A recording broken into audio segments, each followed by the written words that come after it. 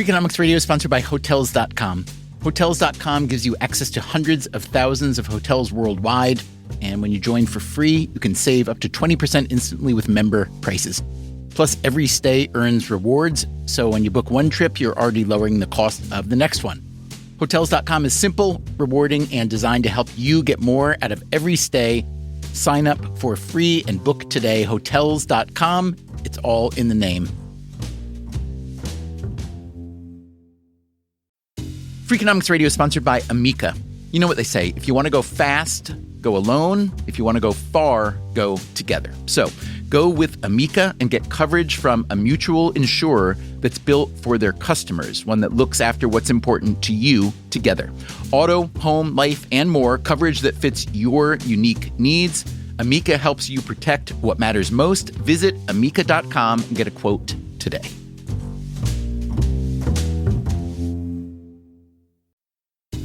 Freakonomics Radio is sponsored by Mint Mobile. Ditch overpriced wireless with Mint Mobile. Cut your wireless bill to $15 a month at mintmobile.com/freak. Upfront payment of $45 for 3 months, $90 for 6 months, or $180 for 12 months.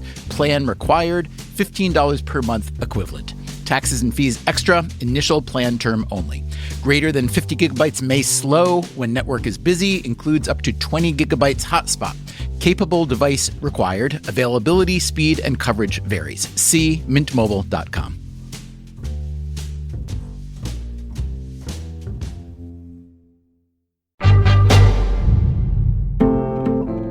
Hey there, it's Stephen Dubner. Given the heated nature of our national conversation these days, I have been thinking about an interview I did in 2021. So I went back and listened, and I thought you might like to hear it too, whether again or for the first time. Facts and figures have been updated, but do keep in mind this conversation was recorded in 2021. As always, thanks for listening, and let us know what you think. Our email is radio@freakonomics.com. I have a question that I'm afraid is going to sound rude, no matter how I put it. It's okay. It's okay. So my reading of your second to last book, The Conservative Heart, was that it was written to help pave the way for the right kind of Republican presidential candidate in 2016, maybe a Jeb Bush type or whatnot. Is that roughly right? Yeah. It was my entrant into the ideological sweepstakes of 2016. It's debate night for the Republicans, and and I lost. This is a tough business to run for president. I know. You're a tough guy, Jeb. And we need to have a leader that is principled. Tough. You're never going to be president of the United States by insulting your way to the presidency. Let's see. I'm at 42 and you're at 3. So far I'm doing better. Doesn't matter. So far I'm doing better. Right. So you did lose because Trump was not the kind of Republican or conservative candidate that you wanted. And then in 2019, you publish a book called Love Your Enemies: How Decent People Can Save America from the Culture of Contempt. And this book argues that we have reached a contempt crisis in the U.S. and we need to fight it with kindness, essentially. Now, from the evidence I've seen since 2019, that argument of yours is not working so well either. So let me ask you this. Those were just statements. Now, finally, is the rude question. How do you rate yourself as a public persuader? And if not very well, why not? Because you are a smart, experienced, well-meaning person with good communication skills, experience, connections, etc. So what does this failure say about either the message or the messenger? I have a latent demand strategy. And latent demand strategies, they lose a lot. You know, entrepreneurship means rolling out something new. And by the way, I might never succeed. But remember that the average successful entrepreneur has 3.8 bankruptcies. I had a couple of bankruptcies. I mean, it wasn't bankruptcies. They were bestsellers. I mean, that's not nothing. And by the way, I talk to mayors and governors all the time. Many of them are successful using these ideas. Both Democrats and Republicans who say, I love this book, and I'm using it, and it helped me get elected, and it's helping me govern, and I'm governing across the aisle. I mean, you're right to say that this ideology that I'm trying to inject, it looks a little quixotic.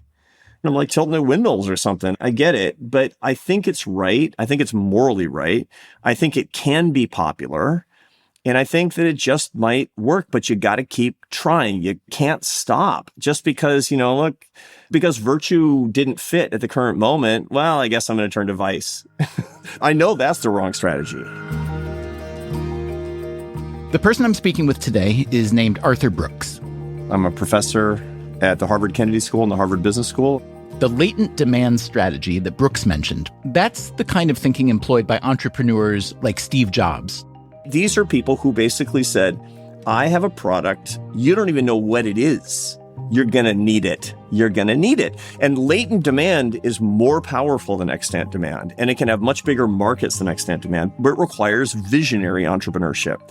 So what's going on right now is that we have an untapped latent demand for the kind of country that we want, which is an aspirational country, which is not characterized by bitterness and polarization, which is one in which we actually can learn from each other, and one in which the competition between the ideological sides, which is good and healthy, because iron sharpens iron, as far as I'm concerned, is to see who can empower people the most. Instead, what we have is the actual demand curve firing up dopamine in people's brains again and again and again and again, and creating addiction. And what are we addicted to? Contempt. That's his argument, at least.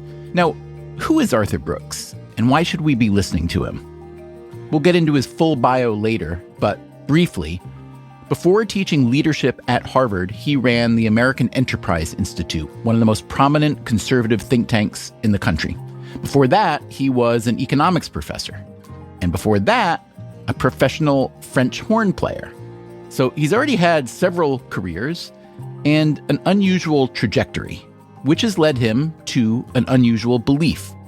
Arthur Brooks believes that the best way to detoxify American politics, maybe the only way, is with love.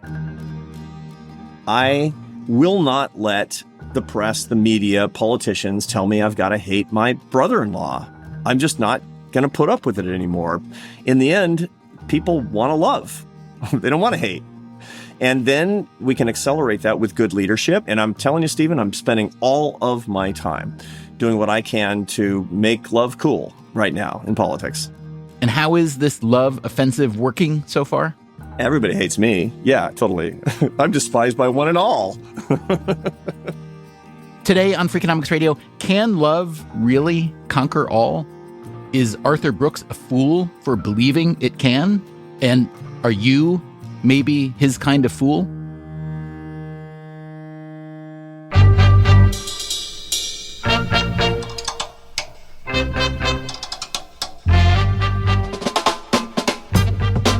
This is Freakonomics Radio, the podcast that explores the hidden side of everything, with your host, Stephen Dubner.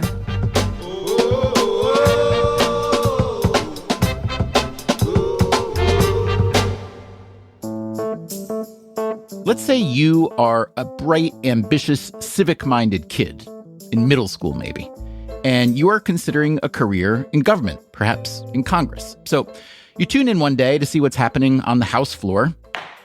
Thank you. Chair recognizes Ms. Tlaib from Michigan.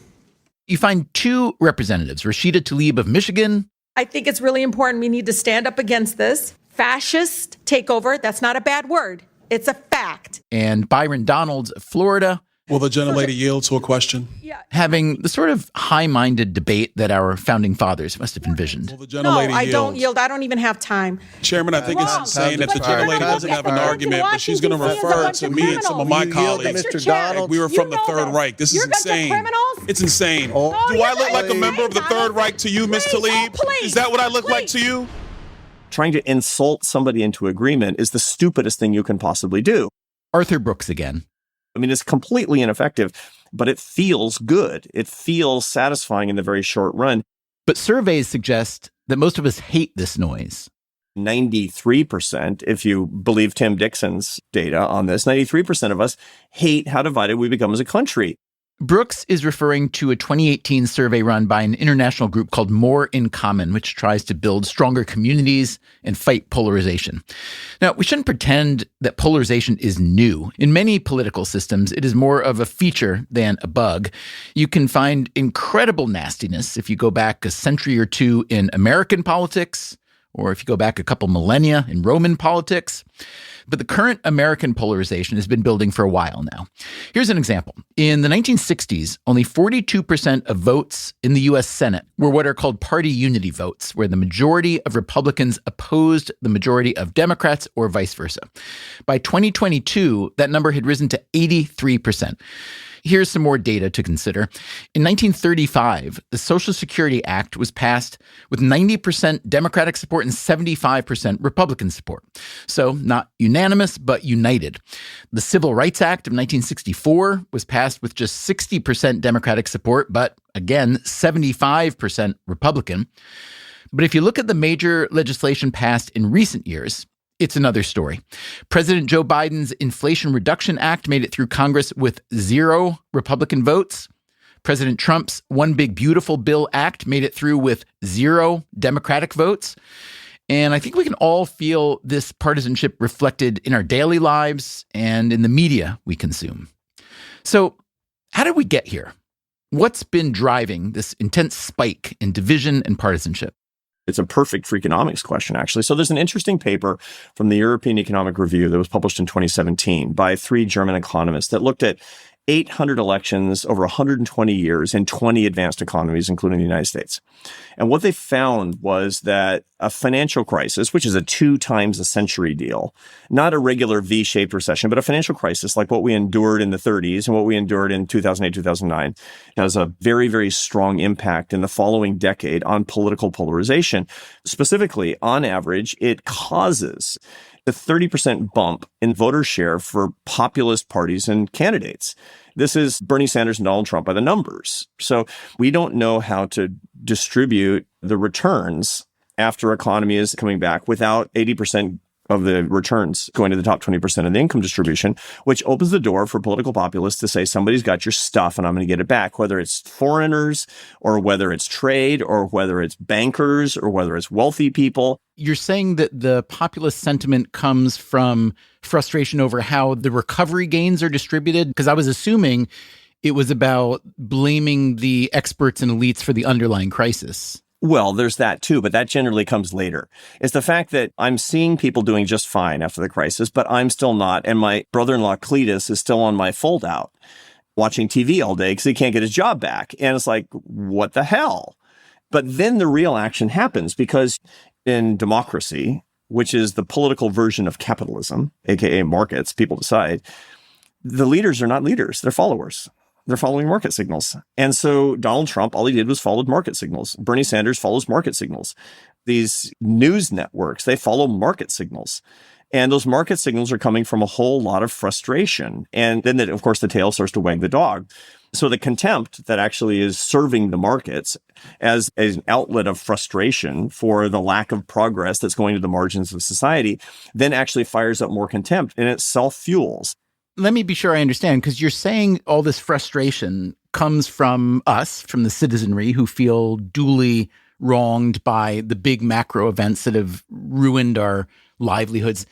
And that feeds into something that politicians then respond to, and it creates this even bigger storm. But you also just told us that most of us don't want to be involved in that contemptuous partisan cycle. So you're saying that we are both victim and villain, we being the citizenry, no?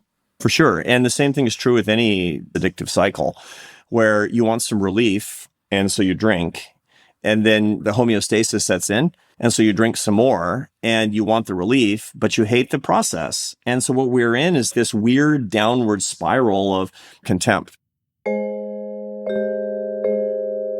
Tell us what you can about the science of contempt. I'd like to know, first of all, just how empirically it's been identified as a separate thing from, let's say, anger. So anger is a basic negative emotion. The negative emotions are produced vis-a-vis stimuli of your limbic system. It's kind of your lizard brain. Anger is a hot emotion that says, I care what you think and I want it to change.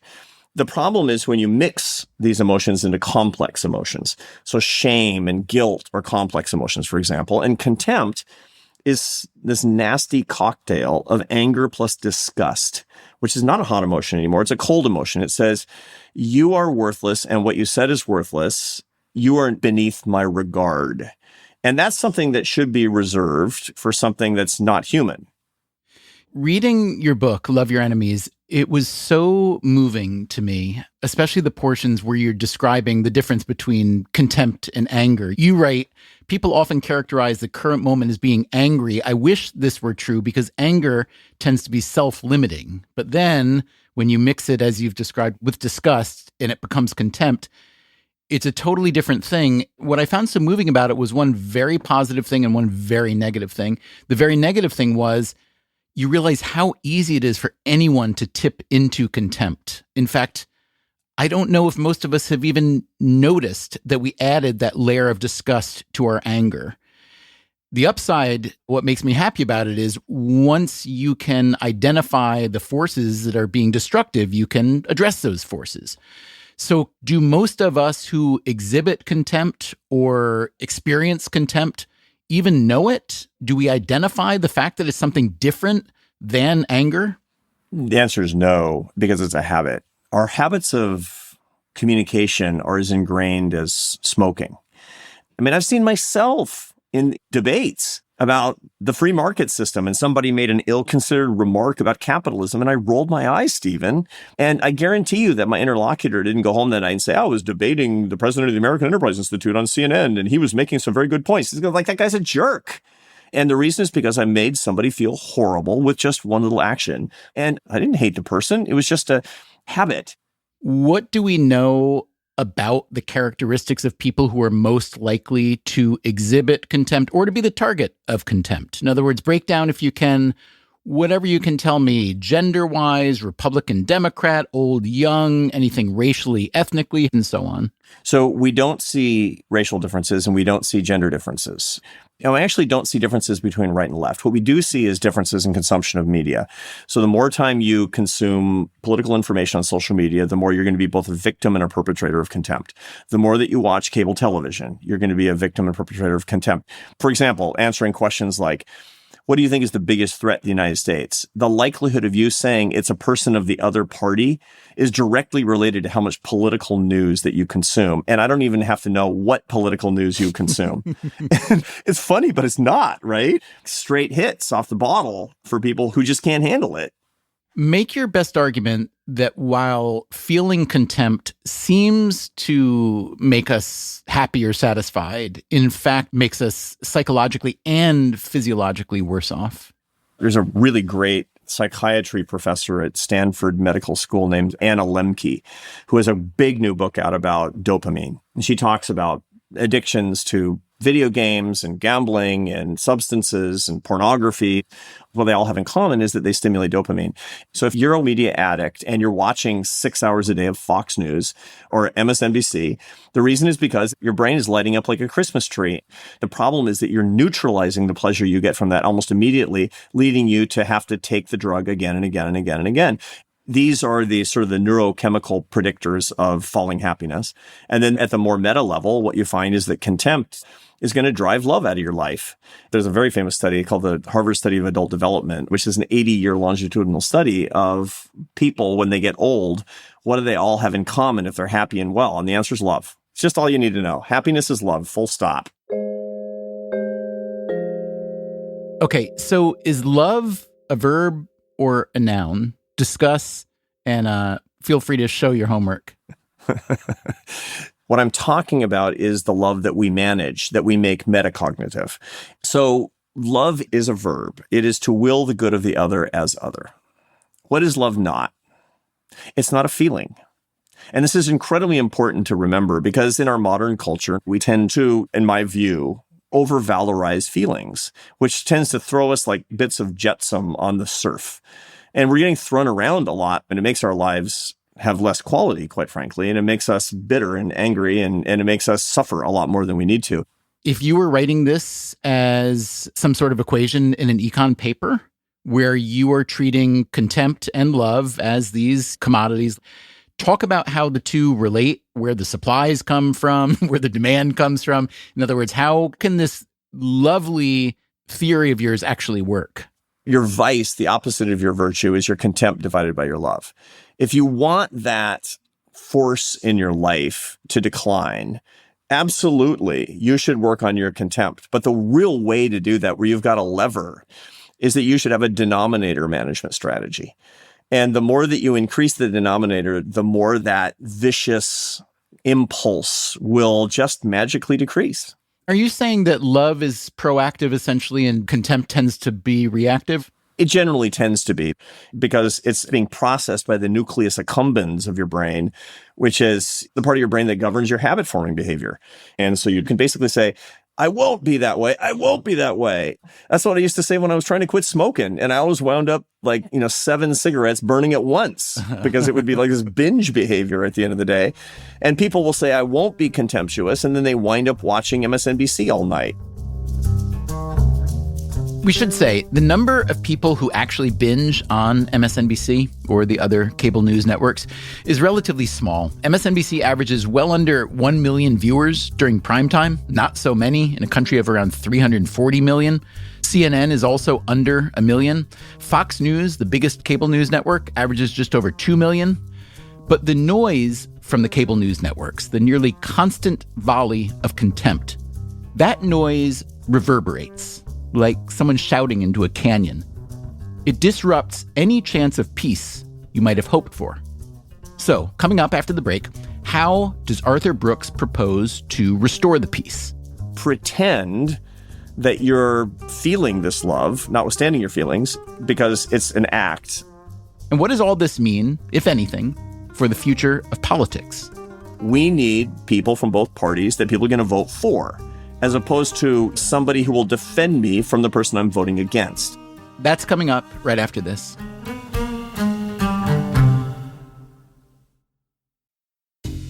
Freakonomics Radio is sponsored by Cash App. When it comes to Bitcoin, you may be surprised to know that it was invented way back in 2008. If you still haven't made the jump to Bitcoin, Cash App makes it easy. When you buy Bitcoin on Cash App, they hold real Bitcoin for you, 1-to-1, and you can withdraw it anytime. It works more like real money and less like something locked in an account. No extra steps, no restrictions, just access and control when you need it. For a limited time, new customers can get $10 added to their balance. Just use code BITCOIN10 when you sign up. And don't forget this part, send at least $5 to a friend in the first 2 weeks. Terms apply. Cash App is a financial services platform, not a bank. Banking services provided by Cash App's bank partners. Bitcoin services provided by Block Incorporated brand. For additional information, see the Bitcoin disclosures at cash.app/legal/podcast. Freakonomics Radio is sponsored by LinkedIn ads. Ever invested in something that didn't live up to the hype? Marketers know that feeling. They optimize for the numbers that look great, like impressions, but then they don't see revenue. LinkedIn has a word for that: bull spend. Instead, you can get the highest ROAS of major ad networks with LinkedIn. Cut the bull spend, advertise on LinkedIn. Spend $250 and get a $250 credit. Go to linkedin.com/Freakonomics. Terms apply.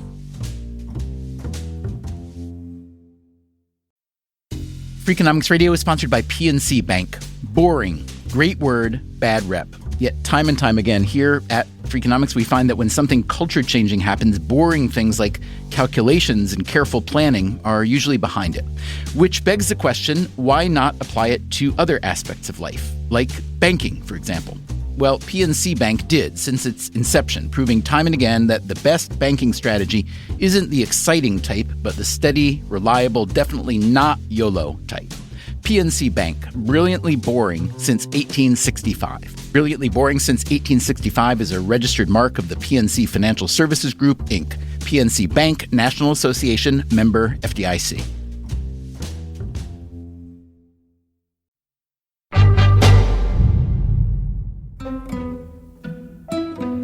If I told you there was a public intellectual, a conservative, who wanted to fight political polarization and contempt with love, and that this person was trained in economics, you might not believe me.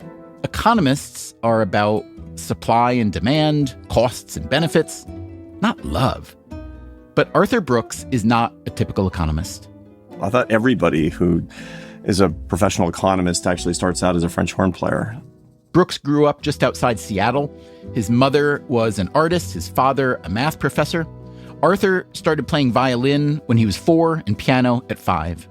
And I played the French horn starting when I was 8 years old. And that one really stuck because I was good at it. And it's fun to be good at something when you're a kid.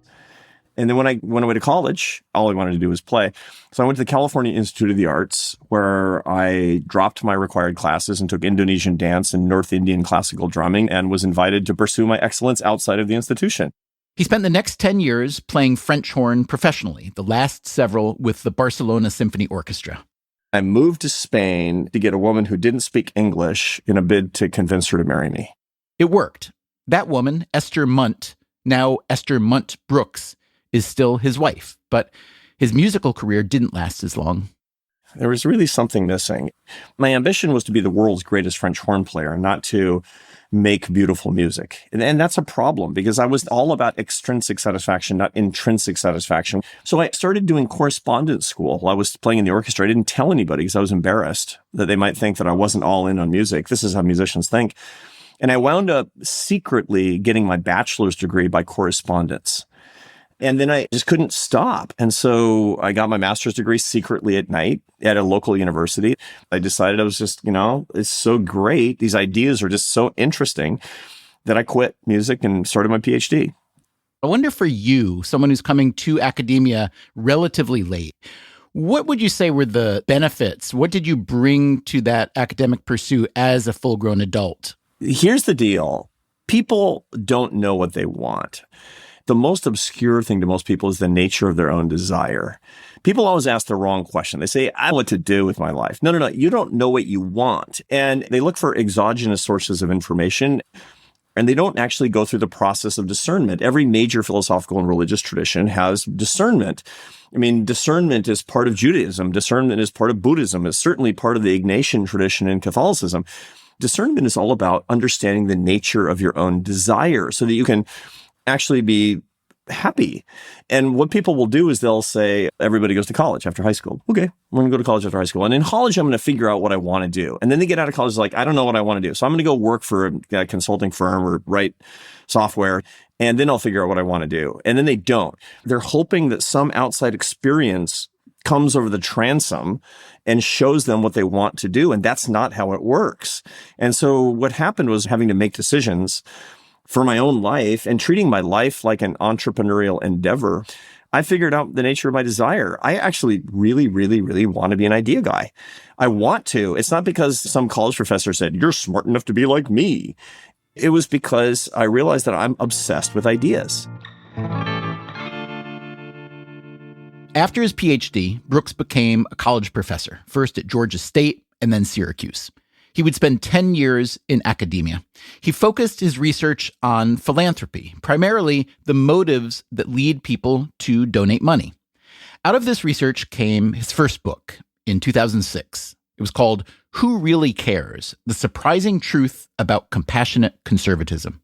There was one thing in that book that people either liked or didn't like, which was that as a general matter, this wasn't very political. It was more religious in nature, that people who have strong religious commitments give more to all causes and charities, including secular causes and charities, than people who don't have strong religious commitments.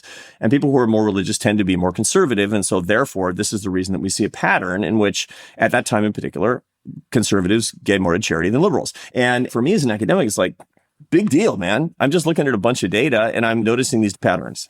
And also there's one other characteristic of conservatives, which is that they tend to think that the government is not effective.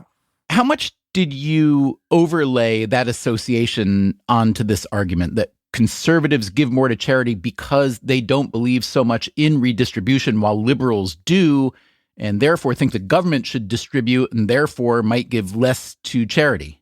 That was an interpretation on the basis of the associations that I showed. But I tried to be careful about my language because I'm a guy, who does this research. And so I know what the research is saying and not. But of course, the political thing was what was salient. And it hit the news cycle in just the right way. President Bush read my book. And when the president of the United States is walking out to the helicopter holding a book and people are like, what's that book? And it's like some obscure college professor. And suddenly my phone started ringing. So you write that you were happily working as a professor at Syracuse when you get a call from AEI, the American Enterprise Institute, asking if you'd think about becoming their president. Describe that call and how much of a surprise this development was. They were going through a presidential search that was going very poorly. And so they threw a dart down the hall and basically hit me. I'd never raised $1 and I'd never had one employee. It was just insanity. Usually when an institution has a hard time finding a leader, it's for good reason, that the place is in bad trouble. Were they? No, the truth of the matter is, however, that most institutions have a really hard time finding a chief executive. I mean, these jobs they're a grind. You're on the road all the time. They're 80-hour-a-week jobs. And if you're going to go in to be a university president, but even more a think tank president, you got to be a scholar. Did it feel like the intellectual, academic, ideas-based operation that you envisioned? Or did you feel like, oh, it's an ideas shop, but it's an ideas shop geared toward producing policy that is meant to promote a certain spectrum of the political industry? It was the former. It really was. And part of the reason was because our scholars are notorious for irritating our friends. Give me an example, if you could. You talk about the carried interest provision, which is basically it's a loophole where you take income and say it's not income for founders of certain kinds of businesses. And our scholars are like, no, it's income. Sure, lower the income tax, but don't say that something that is income isn't income. And so we were saying things like that all the time.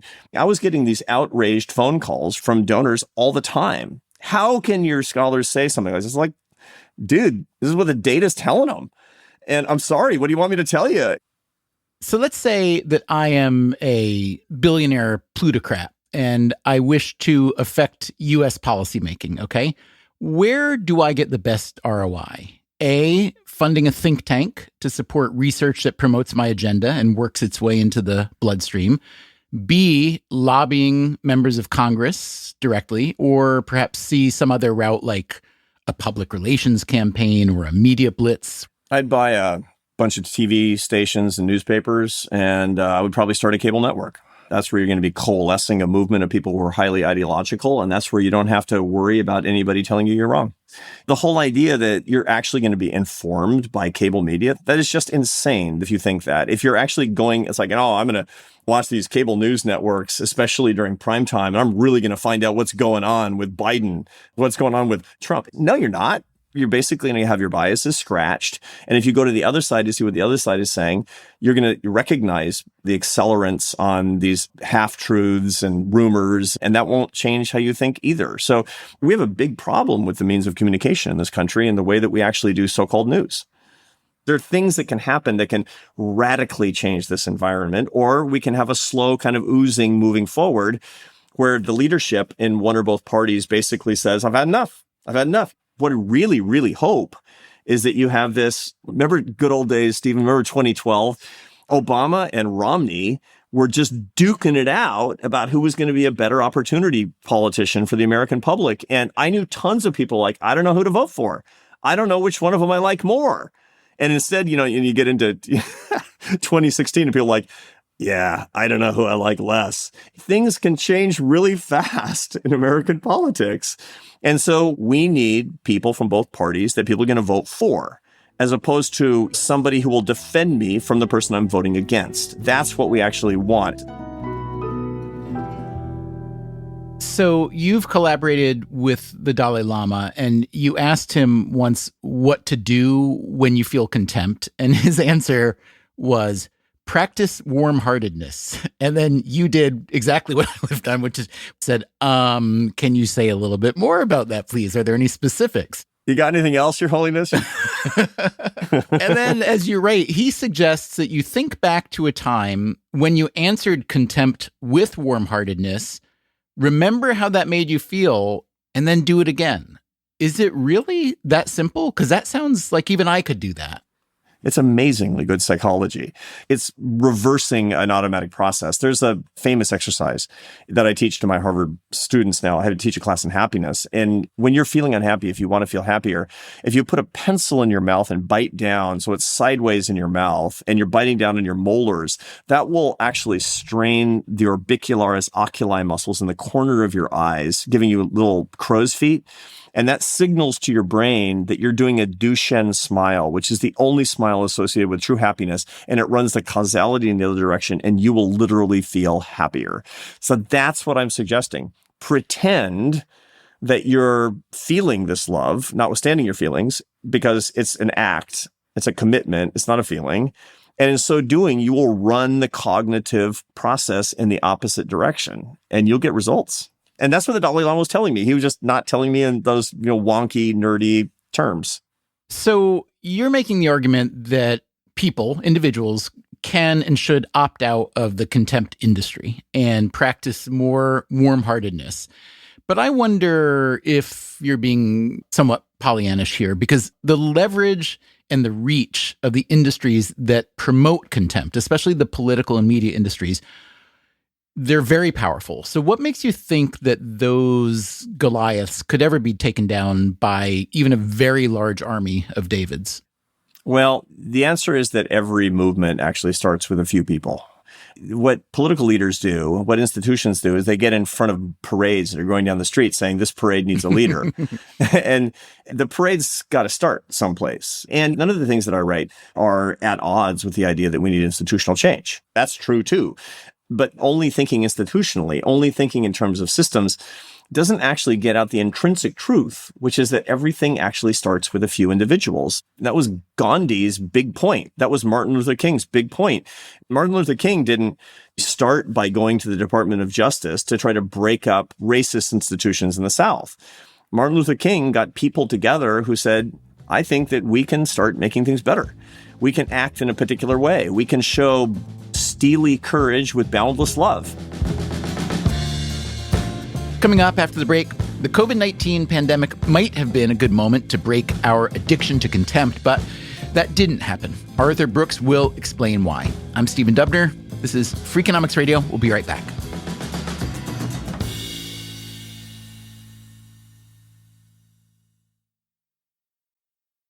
Freakonomics Radio is sponsored by Figure. Did you know that 40% of homeowners own their home outright? If that's you, don't let your equity sit idle. Tap it with a home equity line of credit. Figure, the #1 non-bank HELOC lender in the U.S., helps tap equity you've built in your home so you can do things like tackle a renovation or pay down debt. HELOC is a line of credit secured by your home. You can draw what you need, repay, and draw again. Figure offers a 100% online application. Get approved in 5 minutes and funding in as few as 5 days. It's faster than a bank loan and cheaper than a personal loan. Check your rate today without impacting your credit at figure.com/Freakonomics. This post is sponsored by Figure, NMLS ID 1717824. Figure is an equal housing lender. For more information about their licensing, visit nmlsconsumeraccess.org. Figure's HELOC is subject to credit approval and terms apply. Freakonomics Radio is sponsored by Advantech. No one likes a creaky floor, and builders know that the subfloor sets the tone, which is why Advantech subflooring is engineered for strength, stiffness, and moisture resistance. Advantech products are designed to stand up to the elements and give you a bond so strong it's backed by the industry's first squeak-free guarantee. No squeaks, fewer callbacks, no problem. When the schedule is tight and performance matters, head to huberwood.com/Advantech to lay the foundation of a solid build.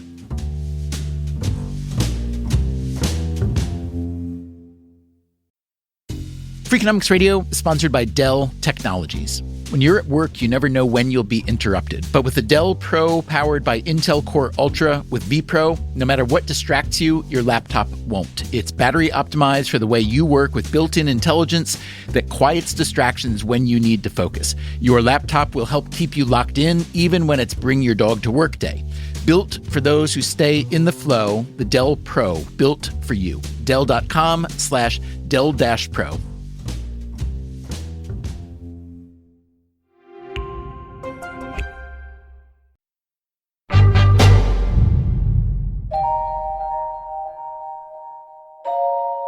A lot of social scientists argue that when different groups are presented with a common enemy, they tend to unite. I heard a lot of smart people posit that COVID-19 would be that common enemy that would bring everyone together, that it would lessen contempt. I see no evidence that it's done that. Why do you think not?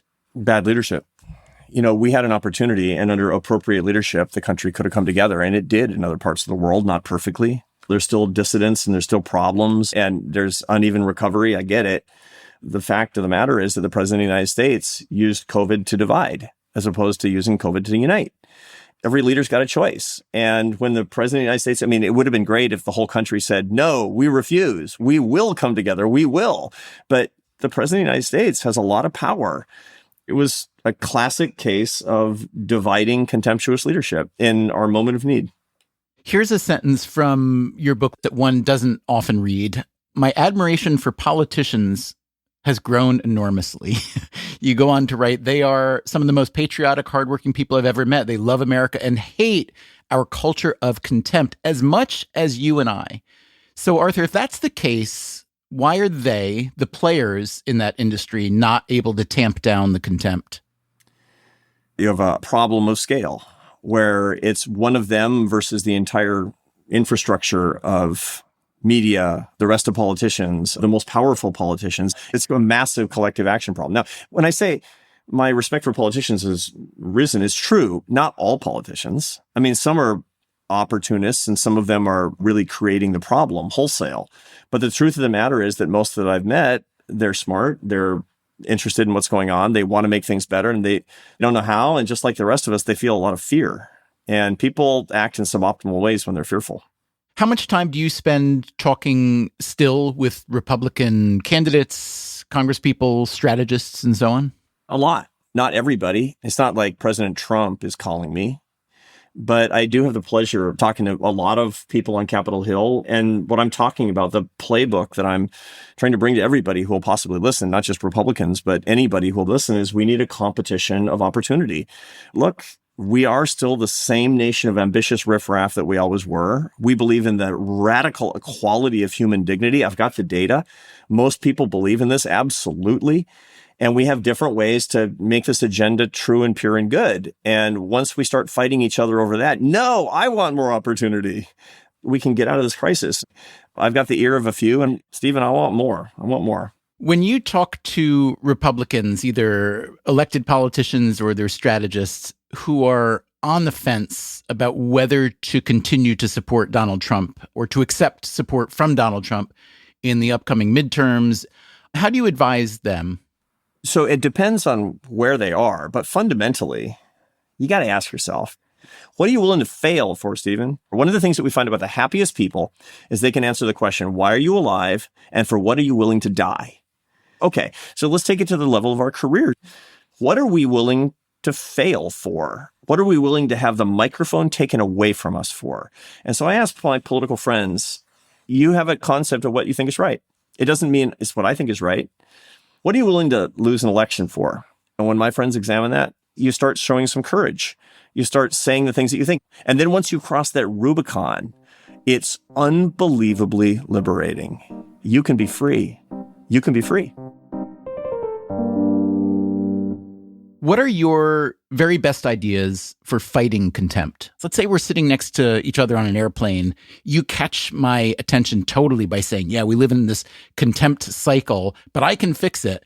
Fix me quickly. We're going to land in 10 minutes. Number one, stand up to the man. Like they used to say in the 60s, stand up to the man. The man that's manipulating you is the media that are telling you that you have to hate. Number two is start running toward contempt, because this is your opportunity to show love. And you don't get that many opportunities to show love.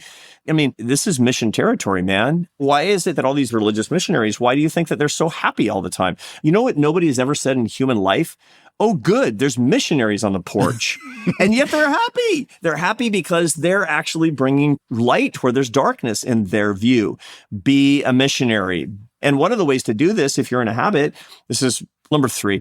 John Gottman says that if you're fighting with your spouse, start carrying around a 5-to-1 list, where when you want to say something hateful or sarcastic or critical, you write it down on your list, but then you have to say 5 loving, nice, caring things first. And guess what? You won't get to the 6th thing. And so if you want to say something sarcastic on Twitter about President Biden or Trump or something, you got to say 5 positive things. You're going to lose followers on Twitter, by the way, because it's a contempt machine. But you're going to be a different person. And what that's going to do is you're going to start finding yourself confronting the sources of contempt with love, with happiness, with light. And then finally, last but not least, you need to be more grateful. If you're a Republican and you actually think that the biggest threat to America is Democrats, man, you're out of your tree. you're just not looking at the facts. Are you kidding? You don't have enough grasp on foreign policy, among other things. You're drinking this Kool-Aid from cable TV and your Facebook friends or something, and it's crazy. And you need to be more grateful for the fact that you live in a country where you can say the President of the United States is an idiot, and there's no knock in the night and no jackbooted thug, and God bless America for that. That's Arthur Brooks. What do you think? Does the love and warm-heartedness he prescribes stand a chance against the contempt machine that seems to be running our country?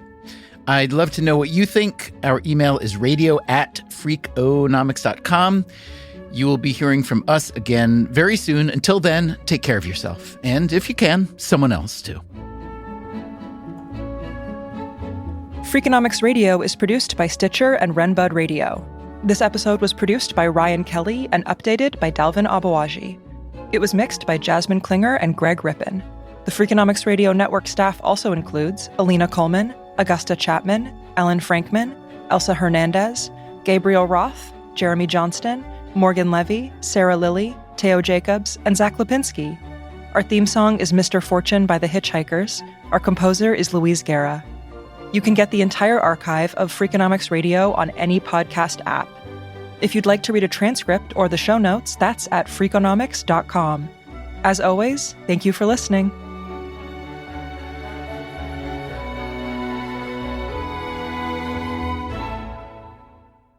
I haven't played a concert in 25 years. Do you keep up your embouchure? Can I just hear you try to blow a little? I mean, I could play, but it would be bad. The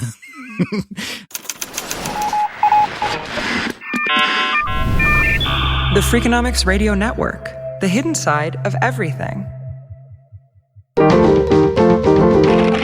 Stitcher.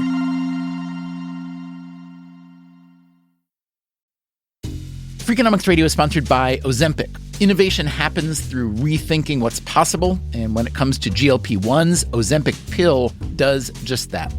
Learn more about Ozempic semaglutide tablets, 4 and 9 milligrams, by calling 1-833-OZEMPIC or visit Ozempic.com to view the medication guide and ask your doctor what's possible with FDA-approved Ozempic pill.